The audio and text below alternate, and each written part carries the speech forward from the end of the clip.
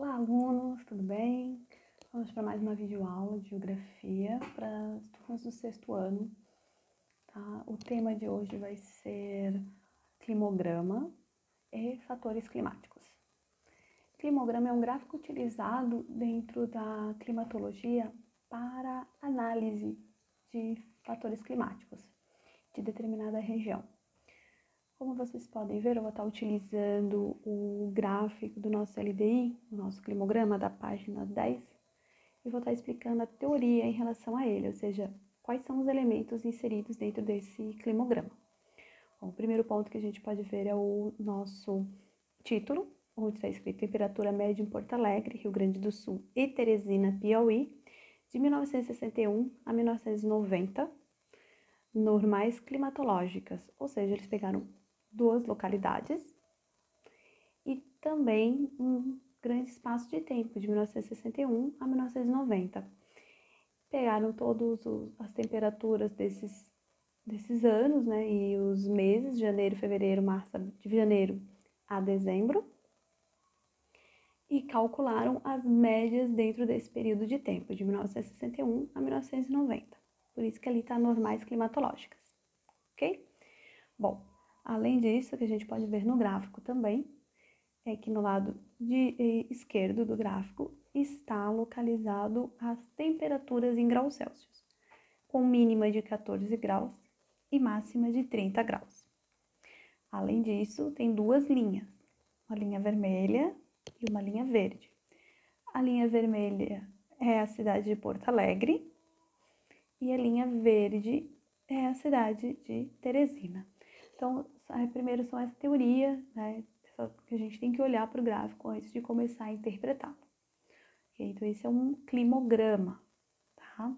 Existem outros modelos que eu vou estar explicando mais à frente. Conseguiram entender?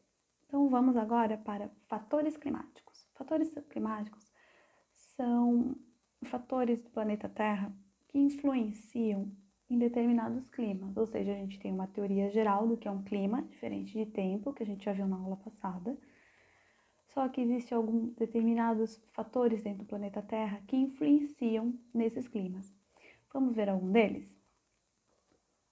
O primeiro deles que a gente vai ver é a latitude, ou seja, a posição de determinado lugar em relação ao recebimento da energia solar. Ou seja, quanto mais próximo da linha do Equador, mais quente deverá ser aquele clima. Então, dentro do fator climático latitude. À medida que a gente se afasta da linha do Equador, vai ficando cada vez mais frio. Além da latitude, nós também temos a altitude. A altitude é o tamanho do relevo. Ou seja, quanto mais alto, mais frio, porque o ar vai ficando rarefeito e a menor capacidade de reter calor, ok? Então, esses são os dois primeiros fatores climáticos. O próximo é o relevo. O relevo é bastante importante, por quê? Dependendo da altura desse relevo, ele não deixa passar as massas de ar. É o que acontece no Planalto da Borborema, no nordeste do Brasil, onde nós temos um clima semiárido no interior do Nordeste, pois ele não recebe as nuvens provenientes das massas de ar do Oceano Atlântico, que ficam todo no litoral baiano.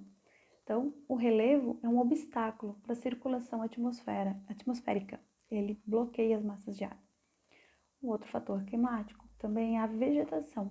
A vegetação, ela tem a função de regular a temperatura e umidade, enquanto que ela impede também a incidência direta de raios solares em determinado espaço. Então, ela, além de provocar umidade, né, ter maior umidade e regular a temperatura, também impede a incidência direta dos raios solares, um outro fator climático. Além desses, nós temos também a maritimidade e a continentalidade, que é a localização de determinado espaço em relação ao oceano. Por exemplo, governador Celso Ramos, nós somos diretamente influenciados pela maritimidade. Quanto mais próximos do mar, tá? A água do mar, ela regula a temperatura. Vocês podem ver, se tiverem a oportunidade um dia de ir à praia à noite, a água da praia vai estar quente. Por quê? Porque ela recebeu todo o calor do sol durante o dia e ela armazena e regula a temperatura. Tá? Então, ela armazena esse calor e vai soltando aos poucos à medida que vai anoitecendo, quando não recebe mais energia solar. Enquanto em áreas que são áreas mais sólidas, né, áreas do continente, logo que eles recebem a energia solar, também já dissipa energia para a atmosfera, ok? Então, a água do mar, ela também influencia na amplitude térmica.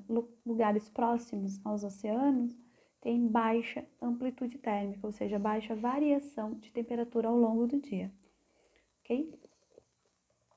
Além disso, nós temos também as correntes marítimas e as massas de ar. Correntes marítimas, elas podem ser correntes de água fria ou quente.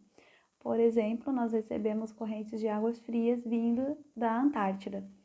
Então, ela tem baixa evaporação, enquanto a atmosfera é úmida e mais fria também. Então, nós somos o clima subtropical. Enquanto que as correntes as correntes marítimas quentes têm maior evaporação. Só que é o caso das correntes marítimas quentes do Nordeste brasileiro vindas da linha do Equador, tá? O mesmo acontece com as massas de ar. Nós temos massas de ar frias, quentes, secas ou úmidas, dependendo de onde elas nascem.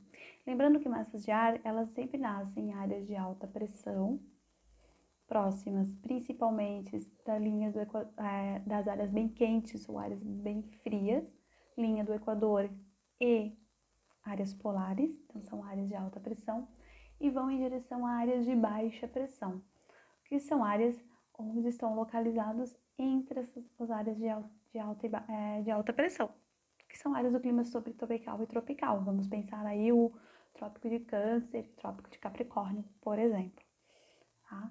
Então, assim, massas de ar quente e úmidas, né, sua maioria são provenientes da área da linha do Equador, nascentes do Oceano Atlântico ou do Pacífico, por exemplo. Estou falando aqui mais relacionado à América e Brasil.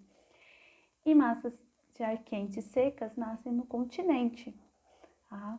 Por exemplo, as massas de ar secas que nascem na Cordilheira dos Andes, tá? Bom, massas de ar frio e secas, né? A da Cordilheira dos Andes é um exemplo, porque ela nasce no continente, né? E de uma área bastante fria. Massas de ar fria e úmida, que nasce nas áreas polares, né? Por exemplo, sul do Chile ou a Antártida. Influencia bastante aqui em Santa Catarina, que a gente chama de vento sul, né? Quando tem o vento sul, que vem aquele frio com chuva, é a massa de ar polar vinda do sul do Chile, tá? Aqui no sul da América do Sul. Então, ela se deslocar, quando essas massas de ar se deslocam, ela encontra uma outra massa de ar, seja quente ou fria. Tá? Por exemplo, a massa de ar polar encontra uma massa de ar quente, acontece o que? As frentes frias é quando a massa de ar polar ela consegue alcançar e ultrapassar a massa de ar quente. É quando a massa de ar fria está mais forte e ganha. Ela consegue ultrapassar a massa de ar quente. Vai até Rio de Janeiro, São Paulo, chegando até o Nordeste do Brasil, o Centro-Oeste também, tá?